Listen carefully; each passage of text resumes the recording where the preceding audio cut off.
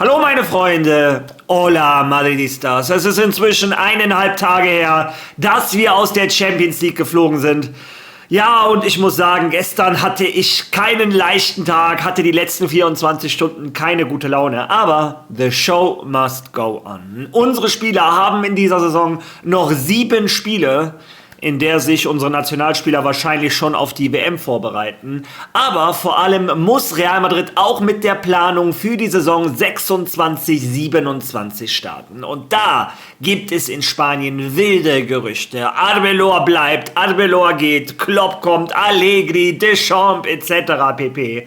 Aber heute in dem Video habe ich mich an eine Quelle gehalten, der ich bisher immer vertrauen konnte, fast immer, nämlich Fabrizio Romano. Der hat gestern ein Special zu Real Madrid gemacht. Was er da gesagt hat, die Informationen, meine Meinung dazu, darüber reden wir in diesem Video. Dann habe ich natürlich auch noch Informationen. Camavinga hat sich zu Wort gemeldet, Mbappé hat sich zu Wort gemeldet und heute ist für die Jugendabteilung von Real Madrid ein besonderer Tag. Also, viel Spaß beim Video.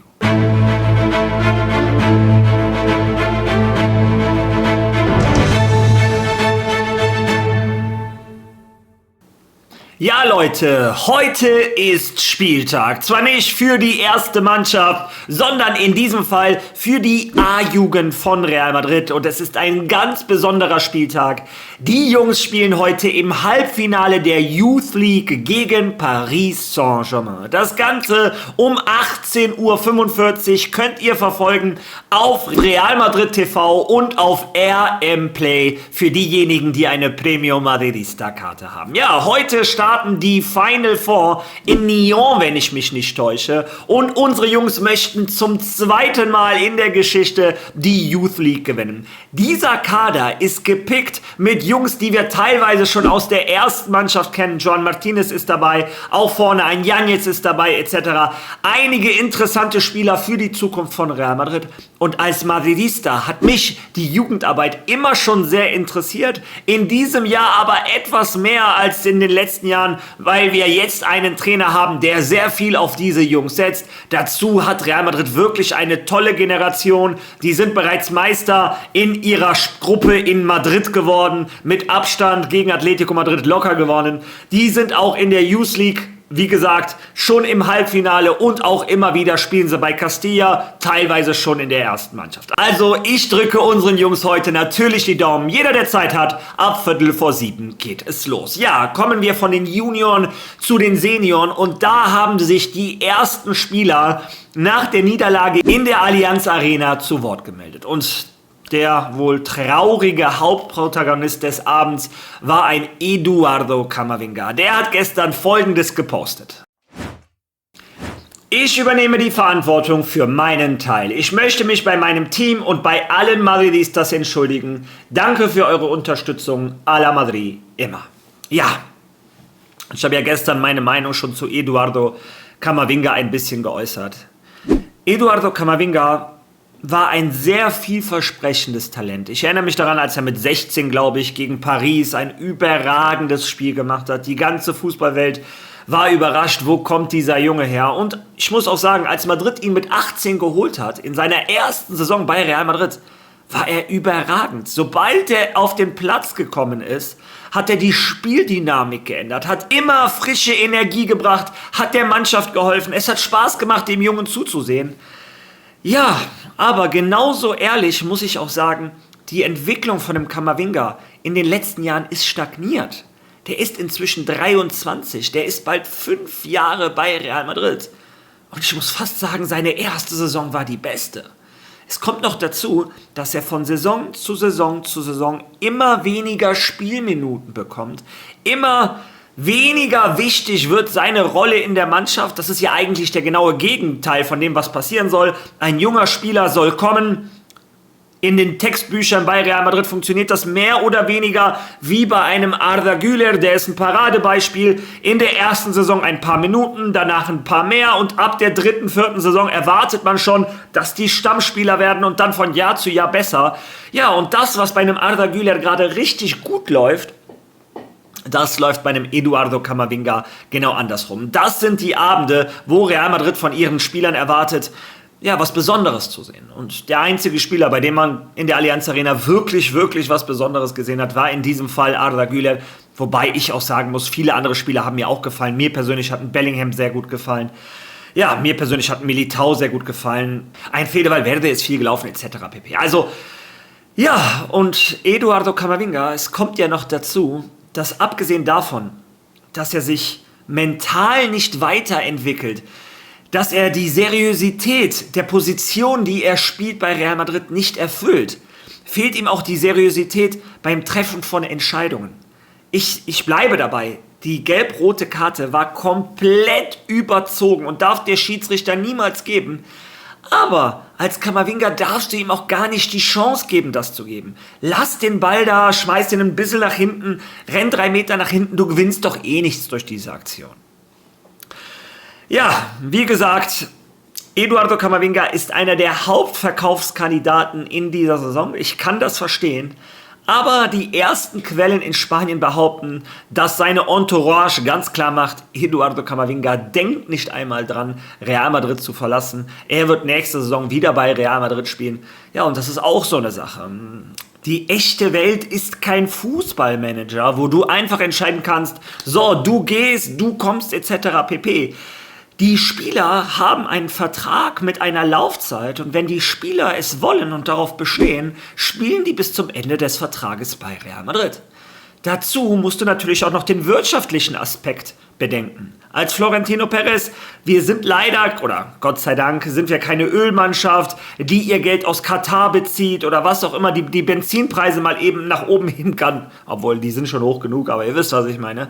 Ja, auch bei einem Vinicius Junior muss eine Entscheidung getroffen werden. Möchtest du einen Vini Junior wirklich am Ende dieser Saison, wo er gerade keine gute Saison spielt, wo er nur noch 1 Jahr Restlaufzeit, wirklich jetzt verkaufen? Wahrscheinlich, wenn du 1 Jahr wartest und der wieder einen Vertrag unterschrieben hast für 6 Jahre, eine halbwegs gute Saison spielt, kriegst du wahrscheinlich wesentlich mehr Geld. Also, naja, ich wollte jetzt nicht unbedingt auf Vini raus. Worauf ich hinaus wollte ist, es gibt sehr viele Aspekte. Das echte Leben ist kein Fußballmanager. Ja, und die ersten Informationen aus Spanien in denen heißt es, 90% der Kabine von Real Madrid denkt nicht einmal daran, Real Madrid zu verlassen. Ja, du weißt, wenn du einmal den Fuß drin hast bei Real Madrid, das ist der Endgegner, das ist das Endziel. Ja, es ist schwer, da jemanden rauszubekommen. Ja, wie dem auch sei. Das ist meine Einschätzung zu Eduardo Camavinga. Ich bin gespannt, wie ihr das seht. Lasst eure Meinung dazu bitte gerne in den Kommentaren. Ja, der andere, der sich gemeldet hat gestern, war auch ein Franzose. Und zwar Kylian Mbappé. Er war etwas positiver, hat etwas positiver in die Zukunft geblickt. Lesen wir uns das durch. Wir haben bis zum Schluss gekämpft, aber es hat nicht gereicht. Es ist enttäuschend, aus einem so wichtigen Wettbewerb auszuscheiden. Aber wir müssen nach vorne schauen. Wir müssen uns selbstkritisch hinterfragen, um solche Enttäuschungen in Zukunft zu vermeiden. Wir werden niemals aufgeben. In Madrid war und ist Scheitern keine Option. Aber ich verspreche euch eines, wir werden bald wieder gewinnen. Ja, also schöne Worte von dem Kylian Mbappé. Ich sage immer wieder, von der Kamera etc. ist er Top-Tier. Der weiß ganz genau, was die Fans hören wollen. Allerdings finde ich es auch gut, dass er von Selbstkritik redet. Ja, und das ist das, was Madrid gerade machen muss. Aber man muss mit der Selbstkritik immer bei sich selber anfangen. Und jede Statistik, alle Bewertungen etc., die du dir anschaust, ergeben immer wieder das Gleiche. Kylian Mbappé ist einer der Stürmer, ist einer der gesamten Spieler in der gesamten Champions League, der die wenigsten Pressing-Momente hat, der am wenigsten läuft. Ja, und so etwas kannst du dir bei Real Madrid meiner Meinung nach nicht erlauben. Du kannst bei einer anderen Mannschaft vielleicht der Star des Teams sein und alle laufen für dich mit, aber bei Real Madrid bist du nicht der Star des Teams. Ja, du bist vielleicht einer der Stars, aber es gibt halt auch noch andere Stars. Und ein Vini, ein Bellingham etc., die auch absolute Weltklasse-Stars sind und andere, die vielleicht auf dem Weg dahin sind. Ja, wie dem auch sei, ja, die denken sich auch irgendwann, wieso sollte ich für den mitlaufen? Ich habe mit Real Madrid 2-mal die Champions League gewonnen. Ich habe in 2 Finalen getroffen. Bellingham denkt sich, ich habe mit Real Madrid in meinem ersten Jahr die Champions League gewonnen, fast den Ballon d'Or gewonnen etc. Ja, und schöne Worte, Kylian Mbappé, aber es ist Zeit, selber mal sein Ego ein bisschen zur Seite zu tun und das zu verstehen, was ein Álvaro Arbeloa mal gesagt hat. Real Madrid ist keinem Spieler auf dieser Welt etwas schuldig. Aber jeder einzelne Spieler, der bei Real Madrid spielen darf, ist Real Madrid etwas schuldig.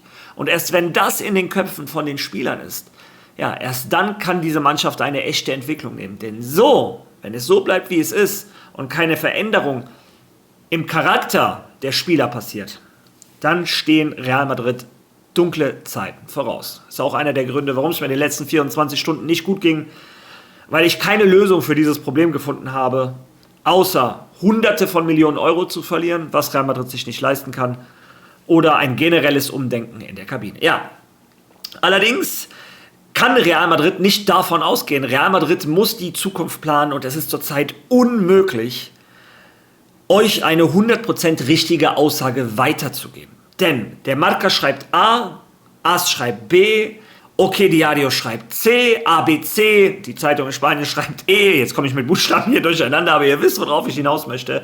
Jede Zeitung behauptet, die Information zu haben, was Real Madrid gerade vorhat. Ja, und wenn ich mich aus vielen Quellen entscheiden muss, nämlich die, der ich am meisten vertraut habe, und das ist in der Welt des Fußballs nun mal Fabrizio Romano. Und passend dazu hat der Italiener gestern ein 8-Minuten-Video gemacht, rund um Real Madrid. Ich schlage vor, wir hören es uns zusammen an und ich stoppe es und sage euch meine Meinung zu den jeweiligen Entscheidungen von Real Madrid. Leute, mit dieser speziellen Folge über Real Madrid. Es gibt viele Dinge zu erwähnen, viele Dinge zu klären, viele Situationen zu erläutern. Und natürlich ist es für Real Madrid ein bedeutender Moment. Es wird ein großer Sommer, denn letzten Sommer haben sie sich entschieden, alles auf Xabi Alonso zu setzen und mit Xabi Alonso zu gehen, aber es hat nicht funktioniert. Sorry, dass ich so früh schon die erste Unterbrechung machen muss, aber ja, für mich ist das immer noch die Wurzel des Übels. Florentino Perez hatte sich entschieden, dieses Jahr möchte ich nicht mehr auf die individuelle Klasse der Spieler nur vertrauen. Ich möchte einen Umbruch, ich möchte Real Madrid modernisieren, ich möchte ein Konzept, das auch mittwochsabends in Elche funktioniert. Ein Konzept, was nicht diesen extra Impuls, ja, Motivation braucht, dass du eine Champions League in der Allianz Arena spielst. Ja. Und ich sag's immer wieder, viele von euch sehen es genauso, aber in dem Moment, als Florentino Perez sich entschieden hat, ich entscheide mich für einen Vini Junior, ich entscheide mich für einen Fede Valverde, für einen Bellingham gegen Xabi Alonso, das war meiner Meinung nach der Anfang vom Ende in dieser Saison. Hören wir mal weiter. Dann Álvaro Arbeloa, aber Real Madrid steht in dieser Saison vor dem Risiko, erneut ohne Titel dazustehen. Eine wirklich komplizierte Situation in La Liga, ausgeschieden aus der Champions League, ausgeschieden aus der Copa del Rey, keine Supercopa. Es ist also offensichtlich eine wirklich harte Saison für Real Madrid mit einem ernsthaften Risiko, ohne Titel zu bleiben. Aber wie ist der Stand der Dinge rund um Real Madrid heute? Lassen Sie mich zunächst etwas zur Trainersituation klarstellen. Álvaro Arbeloa. Intern bei Real Madrid hat man seine Einstellung sehr geschätzt, vor allem. Zweitens, was wirklich wichtig ist, wie er jungen Spielern vertraut hat, das wird bei Real Madrid sehr geschätzt, wie er den jungen Spielern aus Castilla vertraut hat. Und das ist ein Faktor, denn Real Madrid möchte genau in diese Richtung gehen. Und dann wurde auch das Spiel gegen Bayern sehr, sehr geschätzt. Zuerst Man City und dann Bayern. Real Madrid hat auch letzte Nacht mitgespielt, trotz dessen, was mit der roten Karte für Camavinga passiert ist. Was während des Spiels passiert ist, wurde geschätzt, die Einstellung der Leute bei Real Madrid, aber offensichtlich gab es in Bezug auf Titel, in Bezug auf Ergebnisse, null. Und das ist eben der Punkt. Real Madrid wird die Position von Álvaro Arbeloa intern bewerten.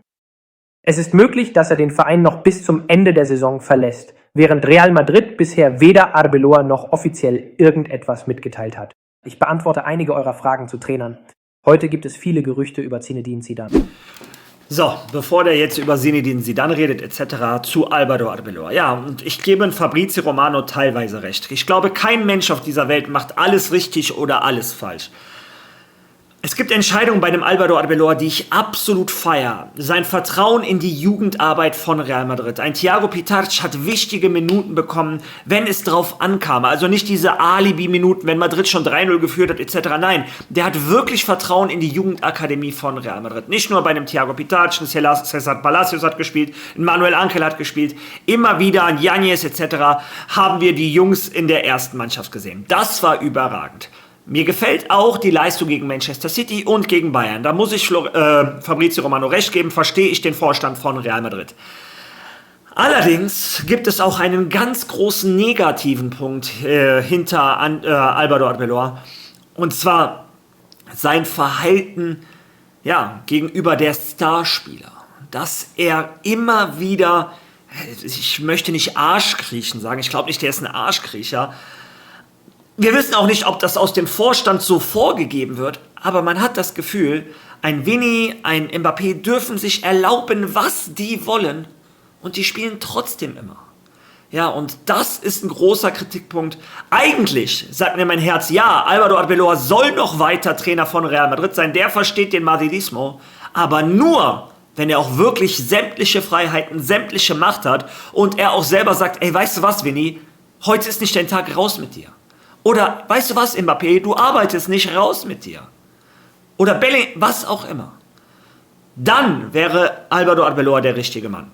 Wenn er weiter nur da ist, um den Spielern Honig ums Maul zu schmieren, so sehr ich ihn liebe, dann ist Real Madrid noch ein bisschen zu früh für ihn. Dann soll er in 5-6 Jahren wiederkommen, wenn Real Madrid den charakterlichen Wandel in der Kabine schon vollzogen hat. Hören wir mal jetzt weiter, was er zu Zinedine Zidane zu sagen hat.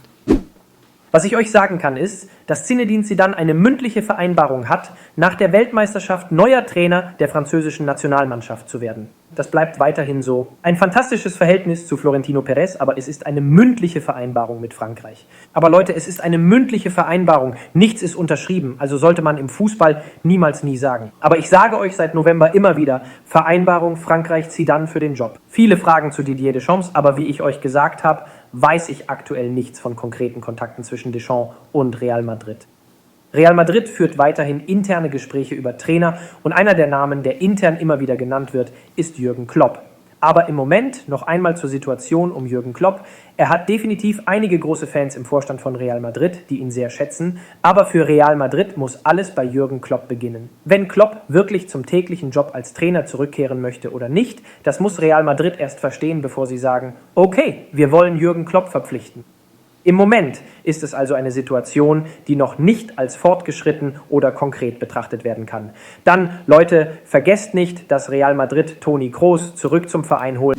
Ja, bevor der zu Toni Kroos weiterkommt, zu diesem Trainerkarussell, wenn ihr mich fragt, hier Zidane, Deschamps oder Klopp, ja, es bleibt immer das Gleiche. Ich bleibe dabei, es kann nur ein Trainer etwas lösen, der auch die Schlüssel zu den sportlichen Entscheidungen bekommt. Ich würde ja fast sagen, dann ist es mir egal, wie der Name ist, obwohl Didier Deschamps bitte nicht. Dann hat man das Gefühl, dass Kylian Mbappé das gesamte Kommando übernommen hat. Also von den Namen, Zinedine Zidane ist ein Mann seines Wortes, der wird nach Frankreich gehen. Also ein Klopp ist jemand, der eine ganz andere Dynamik in die Kabine bringen kann, eine ganz andere Dynamik auf den Platz bringen kann. Also wenn ich mich entscheiden dürfte, wäre, glaube ich, Jürgen Klopp meine favorisierte Rolle. Ja, jetzt Toni Kroos, die Information habe ich euch ja schon gebracht. Möchte nicht als Trainer natürlich und auch nicht als Spieler, er ist ja zurückgetreten, sondern als Teil der Führungsstruktur. Das bleibt also eine Idee, die man bei Real Madrid weiterverfolgen möchte, weil sie Toni Kroos wirklich sehr schätzen. Und die Möglichkeit, ihn zurückzuholen, ist etwas, das Real Madrid auf jeden Fall in Betracht zieht. Dann haben mich heute einige von euch auch nach José Mourinho gefragt. Gibt es eine Chance, Mourinho wieder bei Real Madrid zu sehen? Leute, natürlich besteht die Verbindung zwischen Mourinho und Real Madrid weiterhin. Ich kann euch sagen, dass Mourinho eines Tages gerne die Möglichkeit hätte, zu Real Madrid zurückzukehren. Das wäre etwas, dem er offen gegenübersteht. Aber im Moment war's das. Euch zu erzählen, dass Real Madrid mit Mourinho verhandelt oder an einem Comeback von Mourinho arbeitet, wäre heute nicht wahr. Also es ist noch zu früh. Wir müssen abwarten, was Real Madrid in Bezug auf den Trainer entscheidet. Es ist immer noch ein interner Teil der Gespräche und dann werden wir mehr erfahren. Ja, also Leute, José Mourinho, sorry, aber spätestens nach seinen Aussagen gegen Benfica hat er sich für mich disqualifiziert. Den möchte ich nicht bei Madrid, vor allem, wie möchte der in Vinny in die Augen schauen, in Mbappé in die Augen schauen, nach dem, was er da gesagt hat. Also, das ist absoluter Quatsch. Ja, sorry Leute, wegen der plötzlichen Unterbrechung, aber dieses Video platzt jetzt schon aus allen Nähten.